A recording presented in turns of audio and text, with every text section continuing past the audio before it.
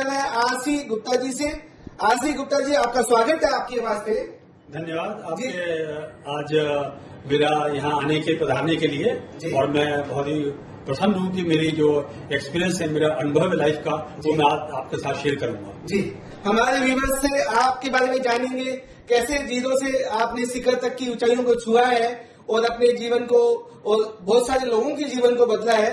जी गुप्ता जी, आपका स्वागत है। और मैं जानना चाहूंगा थोड़ा सा आपका परिचय हमारे व्यूवर्स को आप दें प्लीज।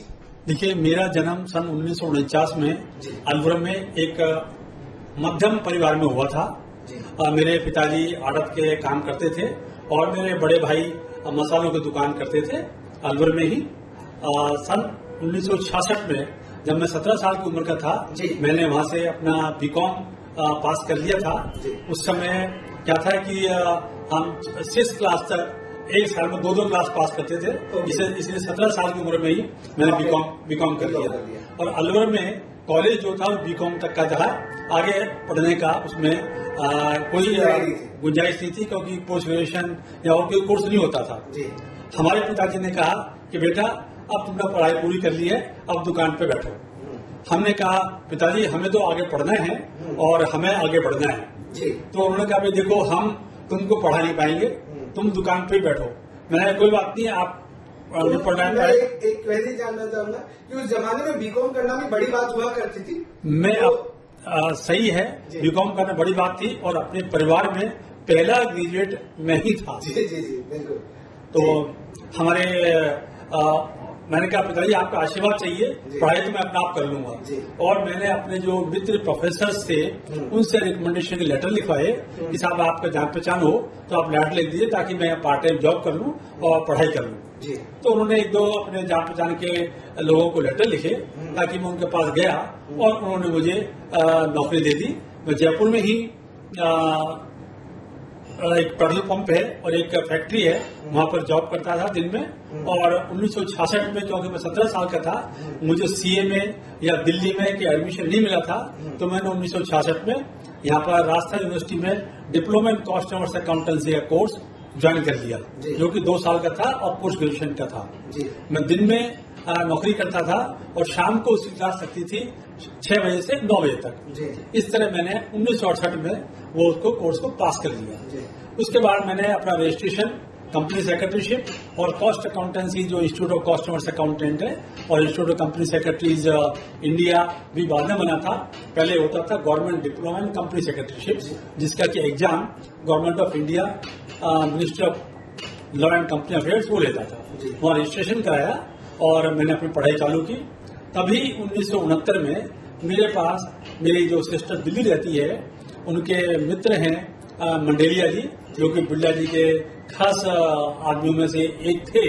उनका ऑफर आया कि भाई, अगर तुम जयपुर में हमारा काम करना चाहते हो तो हम तुमको जयपुर में भेज सकते हैं। मैंने कहा ठीक है।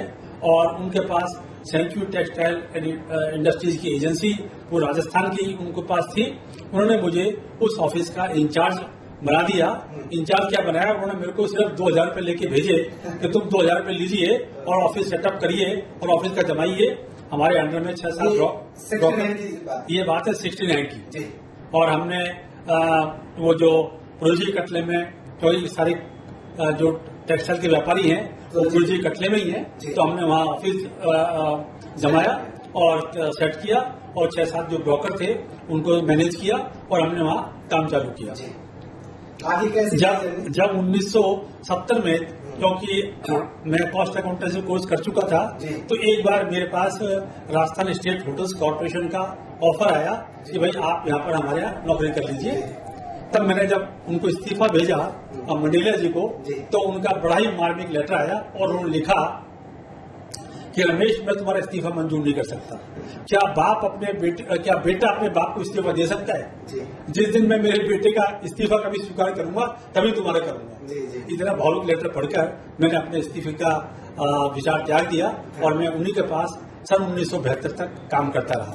इन द मीन टाइम मैंने कंपनी सेक्रेटरीशिप का फाइनल का एग्जाम भी दे दिया, और क्योंकि उस ऑफिस में कंपनी सेक्रेटरीशिप के लायक कोई काम नहीं था, तब मैंने कहा अब मुझे यहाँ से चेंज करना चाहिए और मैंने Rajasthan state industrial and mineral development corporation, पहले एक ही होती थी, रिको और आरएमडीसी, आजकल 2 हो गई है, वहां पर ज्वाइन किया एज एन अकाउंटेंट। और उसके बाद मेरा रिजल्ट भी आ गया, मैं पास हो गया, वहां मैंने ज्वाइन कर लिया एज एन अकाउंटेंट। और जब मैं प्रोजेक्ट कटले में था, उसमें मंडली जी काम देखता था, उसी समय मेरा संबंध भी पक्का हो गया। यहाँ की जयपुर की एक गणेश्वर घनश्यामदास तांबी फैमिली है, उनका मेरा संबंध भी पक्का हो गया। और मैंने शादी जब रिको ज्वाइन कर लिया, आरएमडी ज्वाइन किया, उसके अक्टूबर में मैंने ज्वाइन किया और नवंबर में मेरी इसमें शादी हो गई। तो शादी में कुछ विशेष बात, कुछ कहानी ऐसे कुछ देखिए व्यूअर्स को बताना चाहें? देखिए, मैं एक बात कहना चाहूंगा कि शादी हमेशा संस्कारी लड़की से करें, संस्कारी परिवार से करें। मेरी पत्नी के पाँव में बचपन से ही तकलीफ थी, उनको कुछ पोलियो हो गया था, वो तकलीफ थी। मैं लड़की पहले अपने दोस्त के साथ देखने गया और मेरे को पसंद आ गई, तो मैंने अपने घर वालों को अलग बोल दिया कि आप भी आके देख लें। थोड़ा सा बीच में बोलना चाहूंगा, उस समय क्या बातचीत का भी माहौल रहता है कि लड़की आपस में बात कर लेते? नहीं, उस समय कोई बातचीत का माहौल नहीं था, और कोई कहीं आ जा नहीं सकते थे और कोई ऐसे मिल नहीं सकते थे। पहली बार देखा था मैंने, पहली बार मेरे को पसंद आ गई थी, तो मैंने अपने घर वालों को बोल दिया था।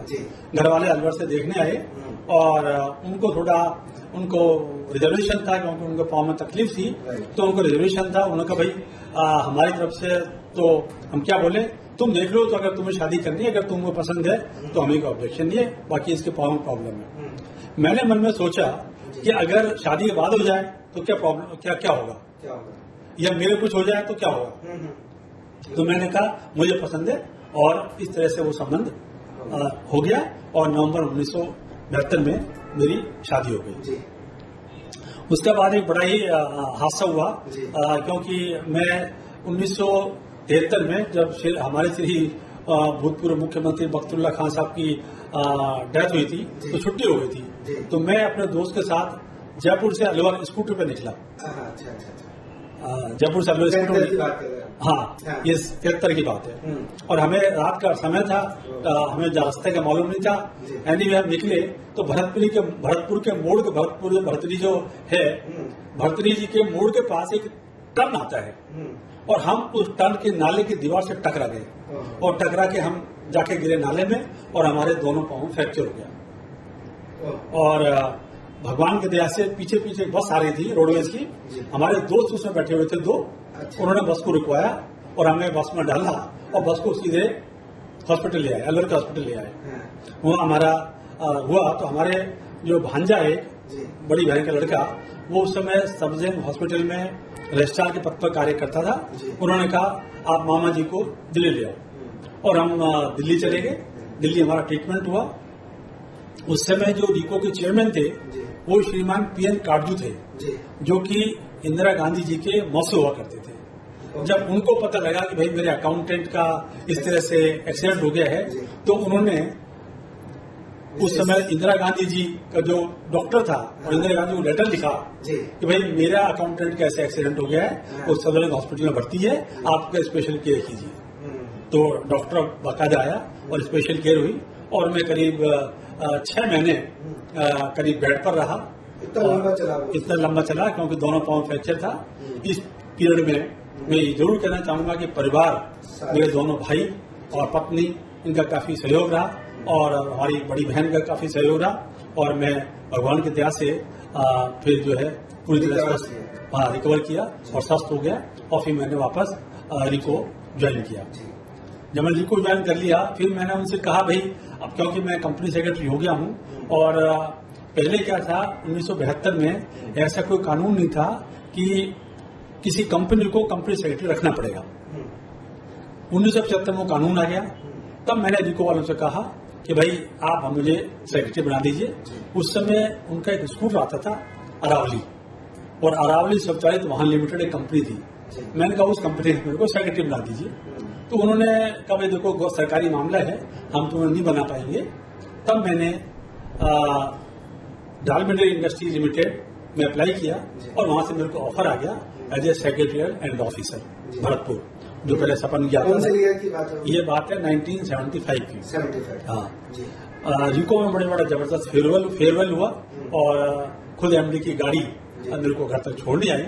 जी। मेरे लोगों ने जब मुझसे पूछा कि साहब गवर्नमेंट की नौकरी छोड़ के प्राइवेट में क्यों जा रहे हो, मैंने उनसे दो बात कही। जी।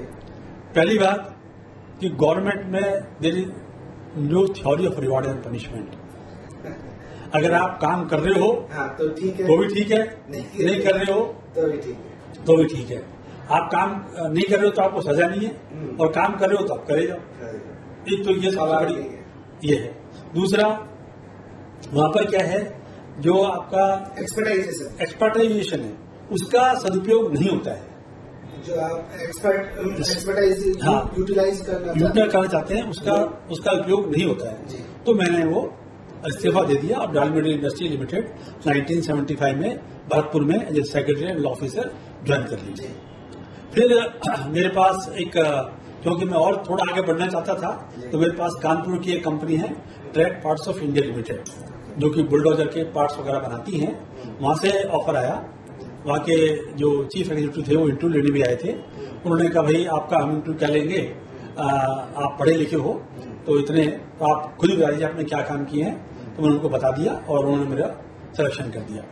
मैं एक बात जरूर कहना चाहूंगा कि जब जहां भी मैं नौकरी की मैंने, और शादी के बाद भी, क्योंकि मेरा पढ़ाई का जुनून था, मुझे पता था कि बिगैर पढ़ाई के कुछ नहीं है। जब लोग बाहर कार में जाते थे, मैं सोचता मेरे पास कार क्यों नहीं है, तो मैंने कहा उस जमाने में तो हमने कहा और तो कोई साधन है नहीं, पढ़ाई हमारा साधन है। तो मैंने नौकरी करते हुए पढ़ाई फोकसर का नौकरी करते हुए कॉस्ट अकाउंटेंट से एग्जाम दिया, कंपनी सेक्रेटरीशिप किया, LLB किया, MCOM किया, ये सारे मैंने MBA किया, ये सब मैंने जॉब करते हुए किए। तो बड़ी मेहनत की होगी आपने। बिल्कुल, क्योंकि उसमें क्या होता है कि जब आप जॉब कर रहे हो, जब आप मालूम है जब RMDC में था उस समय लॉ कर रहा था। लॉ का कॉलेज लगता है सुबह वहाँ कॉलेज था 6 से 9:30 और 10 बजे ऑफिस। तो 6 से 9:30 क्लास अटेंड करो सुबह और फिर ऑफिस जाओ और फिर शाम को आइए। तो टफ तो रहता ही है, टफ टाइम होगा, काफी एक्सरसाइज होती थी काफी, लेकिन जुनून था कि मैं कुछ करना है। क्योंकि बिगड़ करे एक ही ध्यान था कि कुछ करना है, पढ़ो या मरो बस, और पढ़ के ही कुछ बन सकते हैं। क्योंकि बिगड़ पढ़ के हमारा कोई ऐसा बेस तो है नहीं कि आप बिगड़ पढ़े कुछ बन जाएंगे।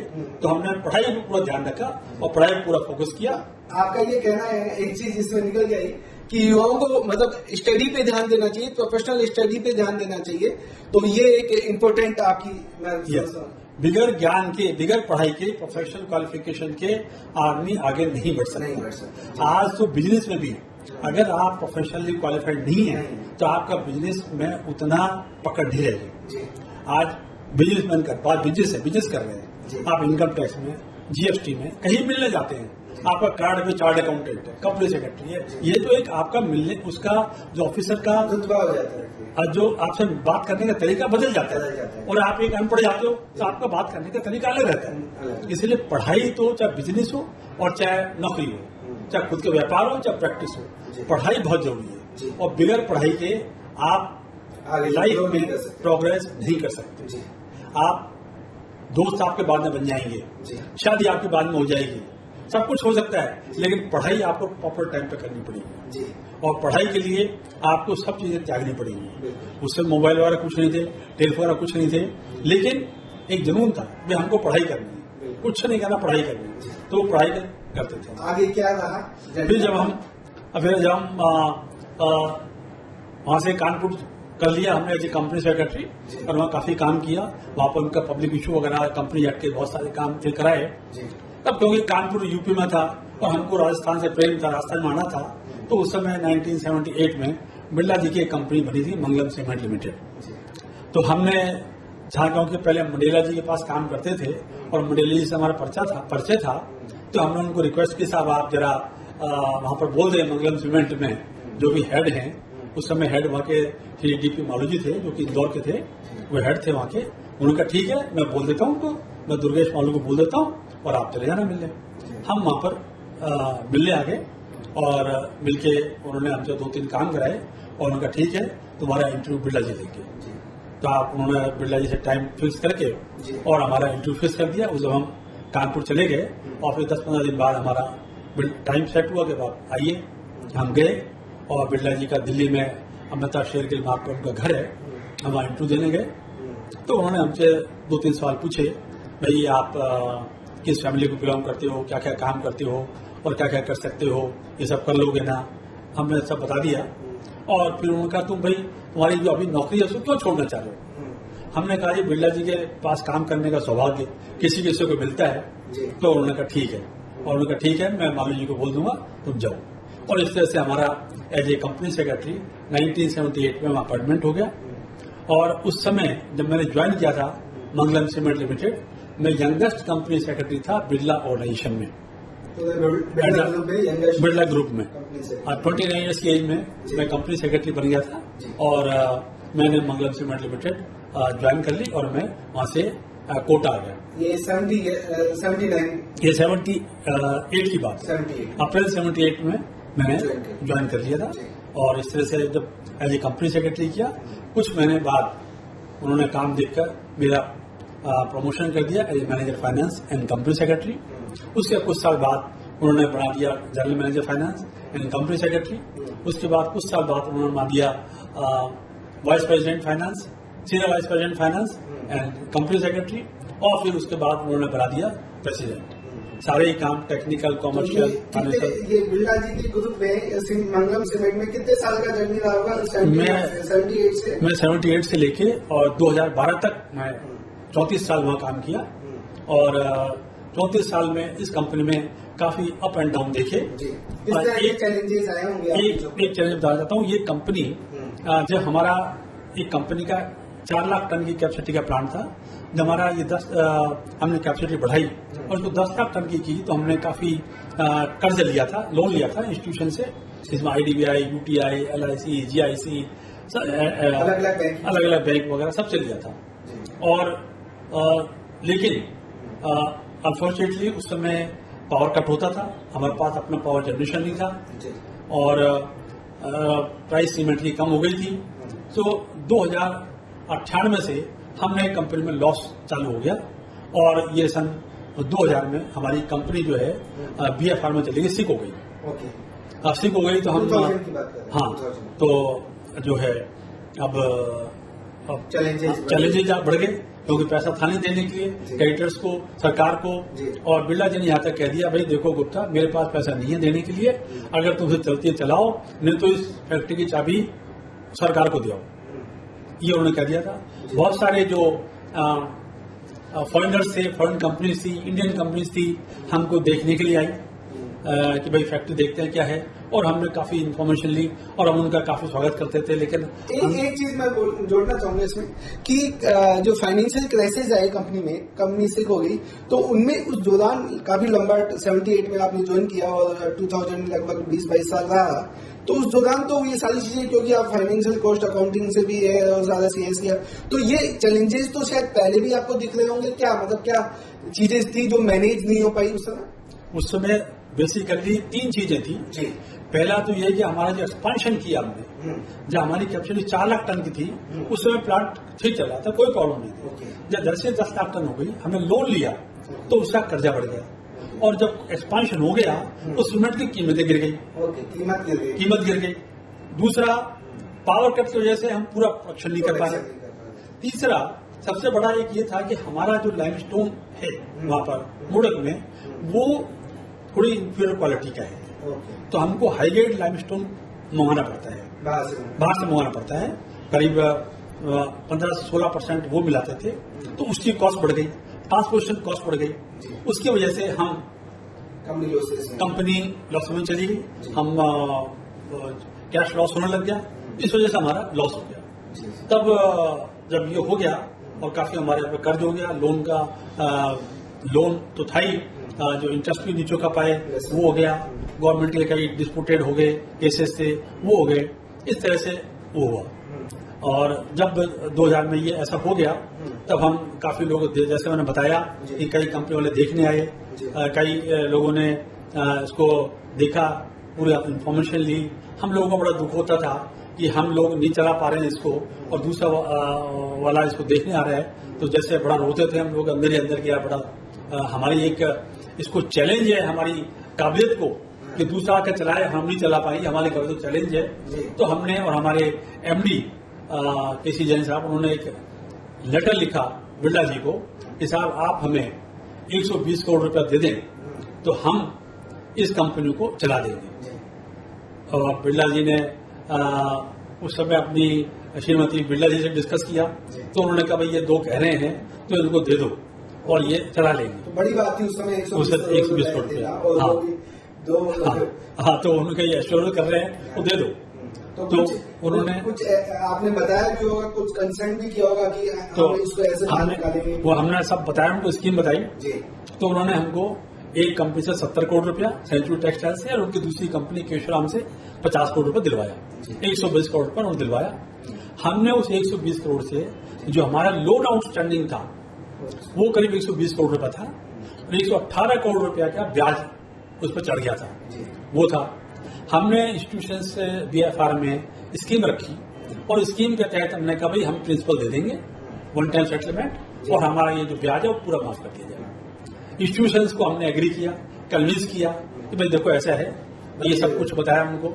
इंस्टीट्यूशंस वाले हमसे हैप्पी इस बात पर थे कि ये लोग कम से कम मिलने तो आते हैं हमसे, सिप कंपनी हो गई है लेकिन मिलने आते हैं।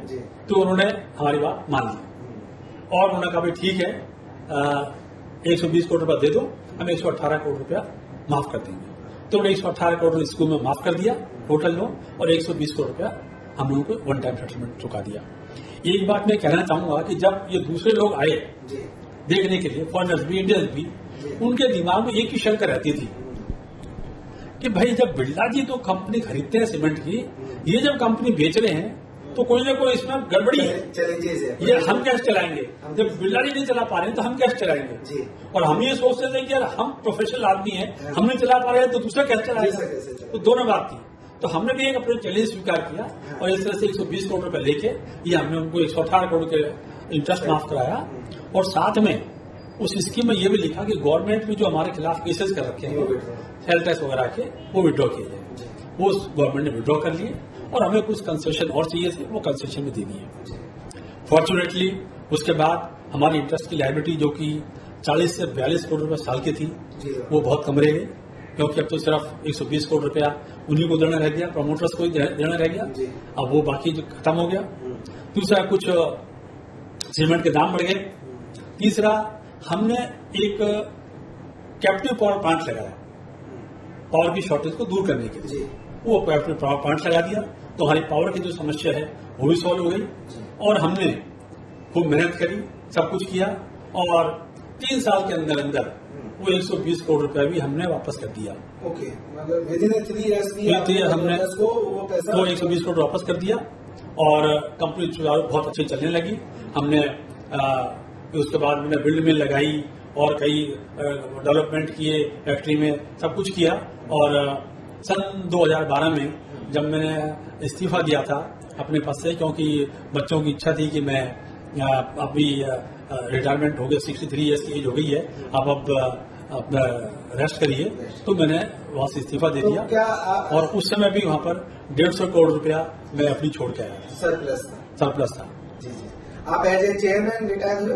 एज ए प्रेसिडेंट वहां से रिटायरमेंट लिया मैंने सन 2012 में, अगस्त 2012 में रिटायरमेंट लिया और मैं जयपुर आके सेटल हो गया। एक बात मैं जरूर कहना चाहूंगा कि जैसे मैंने शुरू में कहा कि एजुकेशन इज इम्पोर्टेंट, तो मैंने अपने बच्चों को एजुकेशन के लिए कोटा से सिर्फ एक बच्चे ने, मेरे 2 बेटे हैं, एक बच्चे ने 8वीं और एक बच्चे ने 6वीं पास करके कोटा छोड़ दिया और मैंने उनको चेन्नई पढ़ने के लिए भेजा। चेन्नई में तभी मेरा कोई रिश्तेदार नहीं चेन्नई में, लेकिन चेन्नई मैंने इसलिए भेजा 2 वजह से कि एक तो साउथ में लोग गॉड फीलिंग है, वहां पर लोग ये सब जैसा नॉर्थ में है कहना चाहिए फैशन है, ये है, वो सब नहीं है और जो सिंपल लिविंग है। आप देखिए साउथ वाले एक तरह से चप्पल में भी, लुंगी में भी, सब जगह जा जाते हैं। सिंपल लिविंग है, गॉड फीलिंग है, और एजुकेशन वहाँ की अच्छी है, इसलिए मैंने उनको वहाँ भेज दिया। कहाँ से एजुकेशन? वहाँ एक सनातन धर्म गुरुकुलम लिमिटेड है, वहाँ से उन्होंने 12th पास की और 12th में अच्छी मेरिट्स में आए वो, और फिर उनका कॉलेज के लिए मैंने उनको दिल्ली में एडमिशन करा दिया। एक ने श्री राम कॉलेज, बड़े बेटे ने Shri Ram college of commerce से बीकॉम ऑनर्स किया, और दूसरे ने हंसराज कॉलेज से बीकॉम किया। क्या नाम है? नाम भी बताइए। एक का नाम बड़े वाले का गौरव गुप्ता है और छोटे वाले का नाम गगन गुप्ता है, और दोनों ने पास करके फिर उन्होंने चार्ट अकाउंटेंसी, जो मेरी बचपन से खुद की इच्छा थी, मैं उनको सीए कराई, और दोनों ने सीए फर्स्ट अटेम्प्ट में पास करी। ये कौन सी ईयर की बात कर? ये बात है सन 2000 की, 2000 की बात है। उन्होंने पास कर ली, और दोनों ही फिर सेटल हो गए। छोटा बेटा, एक बड़ा बेटा अभी दुबई में है, जो कि अपना एक्सपोर्ट इंपोर्ट है, और छोटा वाला जो है वो गैबोन में है, जो कि सेंट्रल अफ्रीका में है। उसने भी देखिए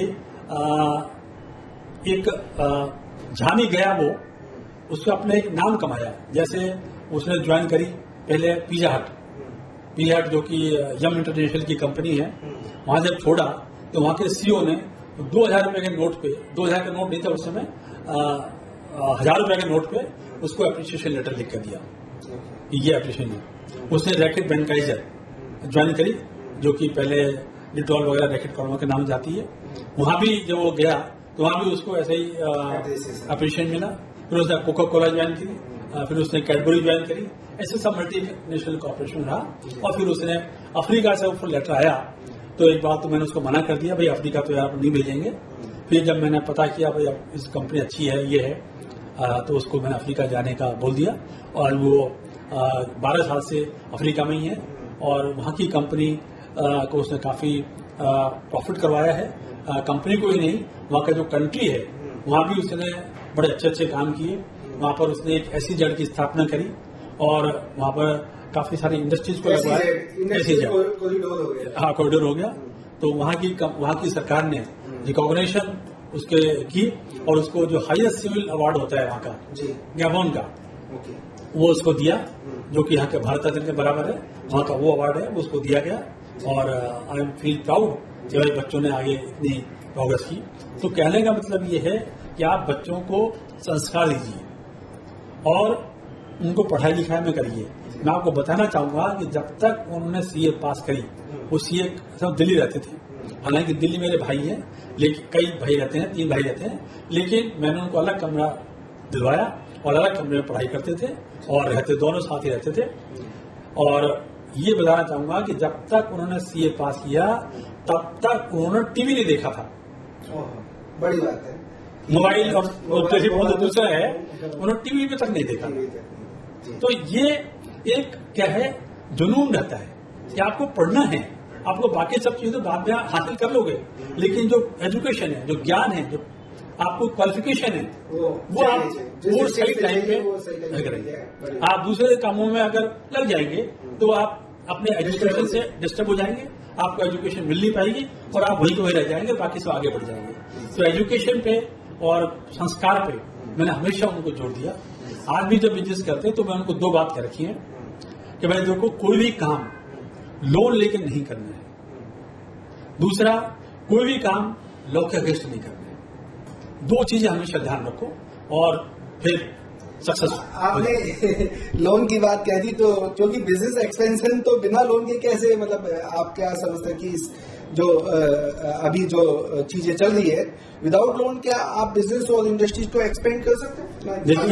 देखिए लोन कोई भी इंडस्ट्री उतना ही ले जितनी सी कैपेसिटी है। आपकी कैपेसिटी 3 की है, आप लोन 2 का लीजिए, क्योंकि बिजनेस को पता नहीं है कि कब डाउन चला जाए।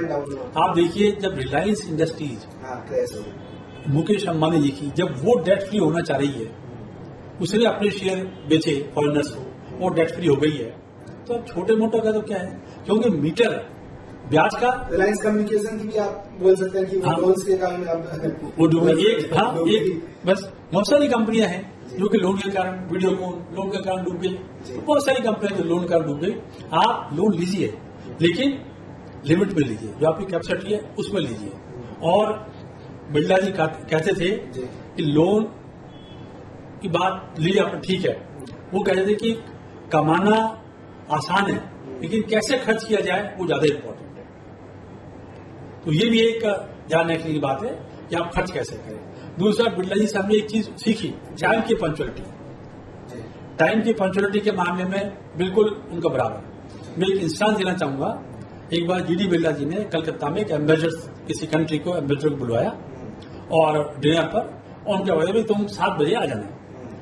7:02 तक उन्होंने वेट किया, वो गए ट्रैफिक में फंस गए, डिनर चालू हो गया। वो 7:05 पे पहुंचे एम्बेसडर महोदय, लेकिन डिनर चालू हो गया, तब उन्होंने ज्वाइन किया।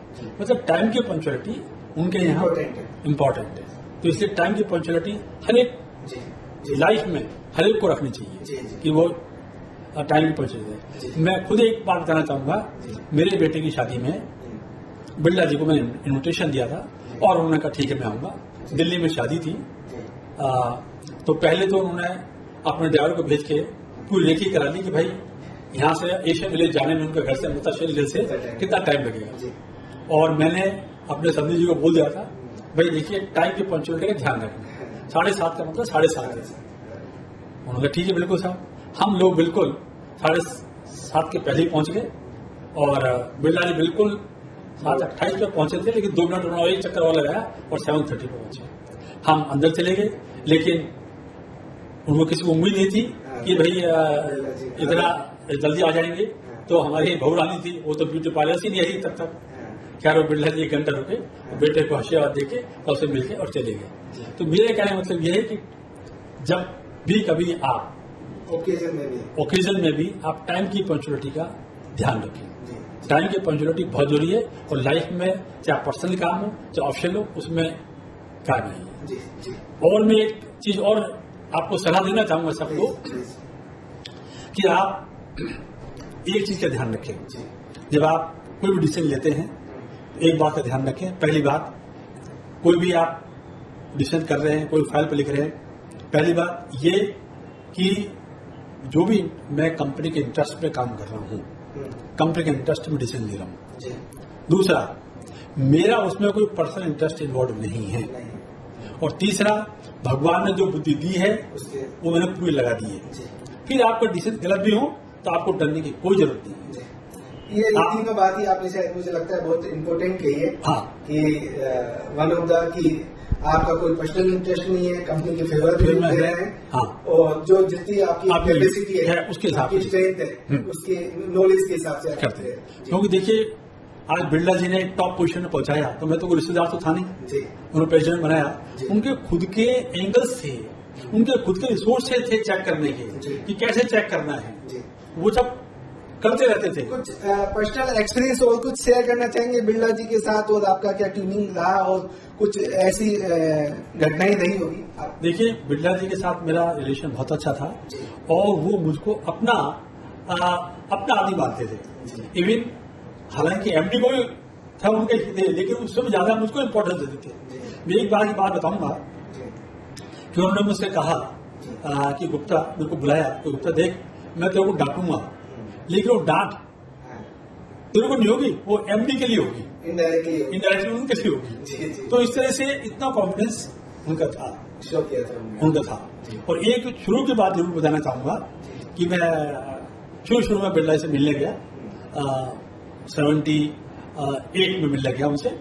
जब मैंने ज्वाइन किया था तब मैं काफी पेंडिंग काम थे, तो मैं होटल ओबराय में रुका था कलकत्ता। तो जब मेरा बिल आ गया तो ऑडिटर ने ऑब्जेक्शन रेज कर दिया कि भाई इतने महंगे होटल में रुक जाइए। हालांकि उस समय 290 रुपये किराया था, मुझे पता है 8-9 हजार का बिल था वो। तो हमारे एमडी बोले भाई तुम सॉरी बोल देना। बिरला जी तो ऑडिटर पॉइंट डिस्कस करे, मैं सॉरी नहीं बोलूंगा। तो क्या बोलोगे? मैं बता दूंगा आपको, उनके सामने से बोलूंगा। जब उन्होंने कुछ पॉइंट आया, भाई गुप्ता ये पॉइंट है, ये खर्चा हुआ है एक्सपेंसेस। मैं जी मुझे पता नहीं था कि बिरला कंपनी का कंपनी सेक्रेटरी 5 स्टार होटल नहीं ठहर सकता। और वो ठीक है भाई, अभी कंपनी चालू हुई है, थोड़ा खर्चा देख के बस ऐसे करके कर दिया। तो मतलब ये क्या है, आपको कैसे हैंडल करना है वो केयरिंग वो भी आपको खुद को हाँ वो आनी चाहिए। और एक बात और बताना चाहूंगा लोगों को, जी 2 चीज का अवश्य ध्यान रखें। एक तो कभी भी बॉस के सामने अगर कुछ कह रहे हैं वो, तो आप उसको पलट के जवाब नहीं दें, उस समय आर्गुमेंट नहीं करें, क्योंकि बॉस इज ऑलवेज राइट, ध्यान रखें। अगर आप पलट के जवाब दे दिया तो आप बहुत सीरियस हो जाएंगे और आपका जो सही बात भी है वो आप बाद में नहीं कह पाएंगे, इसलिए वो नहीं करें। दूसरा, चाहे पर्सनल लाइफ हो चाहे ऑफिशियल लाइफ हो, एक बात हमेशा ध्यान रखें कि somebody इज वॉचिंग यू। अगर ये आप ध्यान रखेंगे somebody इज वॉचिंग यू, तो आप कभी भी कोई गलत काम नहीं करेंगे। ये बहुत ही मतलब आपने काफी एक्सपीरियंस शेयर किए, लेकिन ये भी लाइन इम्पोर्टेंट है हाँ। कि कोई आपको देख रहा है, मे बी गौर ही हो सकता है कुछ भी हाँ जी। आज कई बच्चे पिक्चर देखने जाते हैं, हाँ। ठीक है, उनको सोचा है कोई देख नहीं रहा, हाँ। अरे भाई जो उसमें 500 आदमी प्रेजेंट हैं, कोई ना कोई तुम्हारा जान पहचान होगा, देखा जरूर होगा। तो ये सोचना कोई नहीं देख रहा, कहीं मत सोचो, ये हमेशा सोचो कोई देख रहा है। आप तो देख ही रहे हैं, आप तो देख ही रहे, आप फाइल पे भी डिसीजन लो कि जो मैंने 3 सिद्धांत बताए वो, प्लस ये कि somebody watching you। आप कभी भी बेईमान नहीं होंगे, गलत नहीं करेंगे, अपनी ड्यूटीज को पूरा करेंगे। गलती होगी, गलती डिसीजन लेने में होती है, लेकिन आपकी गलती जेन्युइन होगी, वो आपको कोई उसमें सजा नहीं मिलेगी उसमें, क्योंकि आपने जो लिए डिसीजन है वो कंपनी फेवर में लिए है, कोई पर्सनल इंटरेस्ट नहीं है, पूरी योग्यता से लिए हैं और सब देख के लिए, और इसलिए ये चीजों को ध्यान रखना चाहिए। मैं काफी आपका टाइम लिया, मैं ये जानना चाहूंगा कि आप कौन कौन सी सामाजिक संस्थाओं से सोशल क्योर्स कर रहे हैं, क्या क्या कौन कौन सी संस्थाओं से जुड़े हुए हैं, और आज का जो इकोनॉमिक स्ट्रक्चर है उसके बारे में भी थोड़ा मैं जानना चाहूंगा। देखिए, मैं यहाँ पर एक संस्था है और community action for road safety, हम रोड सेफ्टी के सेमिनार कॉन्फ्रेंस यूनिवर्सिटीज में करते रहते हैं। वो उसका मैं उसका ट्रेजरर हूँ और श्री ओमेंद्र भारद्वाज उसके प्रेसिडेंट हैं और justice Rathore RS Rathore retired हैं, वो उसके पैटर्न हैं, तो हम वो एक करते हैं। दूसरा, मैं अखिल भारतीय खंडेलवाल वैश्य महासभा का कार्यकारी अध्यक्ष हूँ, इसके काफी सामाजिक कार्य रहते हैं। तीसरा, अभी एक पब्लिक पुलिस नाम की NGO जिसके कि भारत के भूतपूर्व मुख्य न्यायाधीश पैटर्न हैं, उसकी राजस्थान ब्रांच खुली है, मैं उसका वाइस चेयरमैन हूँ। और इसके अलावा और कई छोटी मोटी जो संस्थाएं हैं उनमें मैं सलाह देते रहता हूँ। और एक जो मेरा क्योंकि एक्सपीरियंस है सीमेंट इंडस्ट्री पर, तो म्यूचुअल फंड वाले मुझे जनरली बम्बई बुलाते रहते हैं, 10-15 म्यूचुअल फंड वाले, ताकि मैं उनको सीमेंट इंडस्ट्री के बारे में क्या हो रहा है, आगे क्या होने वाला है, उसके बारे में मैं उनको वो सब बताता रहता हूँ कि कौन सी इंडस्ट्री अच्छी है, कौन सी चलेगी, फ्यूचर क्या है, वो सब उनके डिस्कस करते रहते हैं। तो 2 दिन का वो होता है, अलग अलग सबका अलग समय होता है, तो वो करते रहते हैं। ये मेरी रहता है। और आज भी मैं सुबह 4 बजे उठ जाता हूँ और आज भी सुबह 1.5 घंटे मैं पढ़ाई करता हूँ, जो लेटेस्ट अमेंडमेंट्स हैं जो कि कंपनी एक्ट में है, इनकम टैक्स में है और जो भी दूसरे एक्ट में है, वो अपडेट रखता हूँ कि भाई क्या है क्या नहीं है। और जिस तरह से मैं, क्योंकि आजकल देखिए किसी भी एज में आपको अपना ज्ञान को अपडेट रखना बहुत जरूरी है, अदरवाइज आप पीछे रह जाएंगे, क्योंकि जिस हिसाब से बदलाव आ रहे हैं आपको अपने आप को अपडेट रहना जरूरी है। और आपको अपडेट रहने के लिए समय निकालना जरूरी है, और समय पढ़ाई करने में करिए, लेटेस्ट जो है उसको आप पढ़िए ताकि वो रहे। आप दूसरी चीज़ें व्हाट्सएप में टाइम वेस्ट करने के बजाय इनमें दिमाग लगाइए। और नेचुरली आप जो है, क्योंकि इस एज में आने के बाद थोड़ा धार्मिक तो हो जाना चाहिए, तो वो भी करना चाहिए।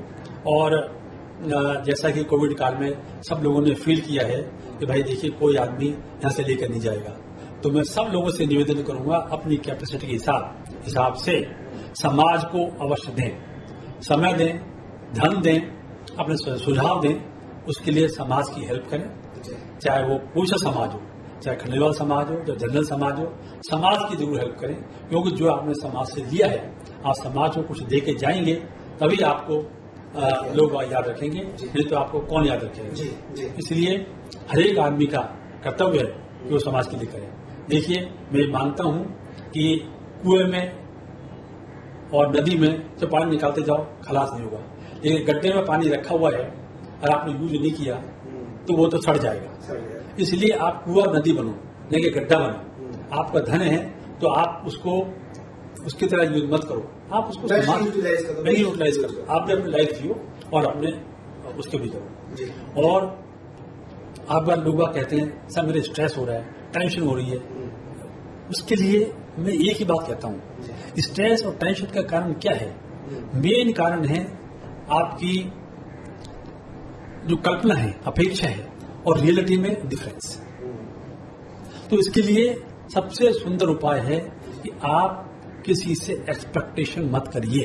ओवर एक्सपेक्टेशन में समझता हूं, ओवर नहीं, एक्सपेक्टेशन करो ही मत। एक्सपेक्टेशन आपने कुछ किया है, अगर मैं आपके लिए कुछ कर रहा हूं तो इसका मतलब ये नहीं कि मैं इसलिए कर रहा हूं कि मेरे लिए वो कुछ कर, नहीं, आपको खुशी होने करने के लिए आप करिए।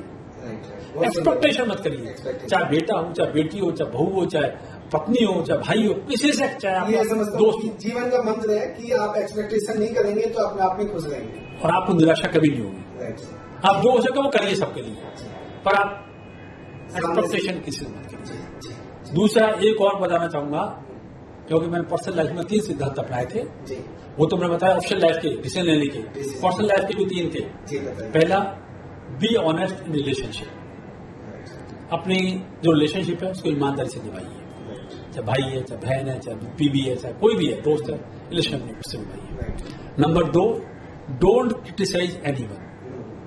आप क्रिटिसाइज मत करिए, क्रिटिसाइज जो आप वो करो, क्रिटिसाइज मत करिए। And third, be positive and live in positive people. मैं आपको पॉजिटिवनेस का एक उदाहरण देता हूं कि क्योंकि मैं कंपनी का प्रेसिडेंट था, मेरे को वहां क्वार्टर मिला हुआ था, तो क्या नाम है, अपने जो बरसात के बाद थोड़ा काला काला हो जाता है, तो मेरे घर के बाहर भी काला हो गया था। तो वाइफ बोली, अब ये घर के बाहर आपने काला हो गया है, आप प्रेसिडेंट हैं और आप उसको पुतवा नहीं सकते क्या? उन्होंने 2-3 बार कहा, मैं ध्यान नहीं रहा। तो मैंने कहा ये तो अच्छा है काला है, तो उसमें क्या अच्छा है? मैंने कहा भाई लोग काली हल्दी लगाते हैं, अपने काला टीका अपने आप लग गया है तो इसमें लगा दिया है, तो उनका ये था मैं आपको जैसे पॉजिटिव नहीं हो सकती, तो पॉजिटिव बनो भाई। तो हमेशा पॉजिटिव थिंकिंग रखिए। आपने काफी अच्छे सुझाव दिए, इवन प्रोफेशनल लाइफ के लिए सुझाव दिए। इवन स्टूडेंट जब रहते हैं तो उनको फोकस रखना चाहिए स्टडी के प्रति और अपनी स्टडी को मतलब और बेटर और प्रोफेशनल तरीके से करना चाहिए। और प्रोफेशनल होने के बाद कहीं जॉब करते हैं या ओन कंपनी रन कर रहे हैं तो उसके काफी अच्छे सुझाव दिए। और मैं समझता हूँ सारे मतलब जो यूथ है, जो बिजनेस कर रहे हैं, उन सबके लिए ये सुझाव और आपकी जो इम्पोर्टेंट अभी इंटरव्यू में जो आपने बातें कही और जीवन दर्शन कराए आपने, और जहां से आपने शुरुआत की 0 से और आज शिखर मतलब बिरला ग्रुप की मंगलम सीमेंट में अगर आप चेयरमैन बन के निकले हैं तो आप अपने एक्सरसाइज और एक्सपर्टाइज और नॉलेज की बिहार पे अपनी ये सक्सेस और ये पोस्ट पाई है।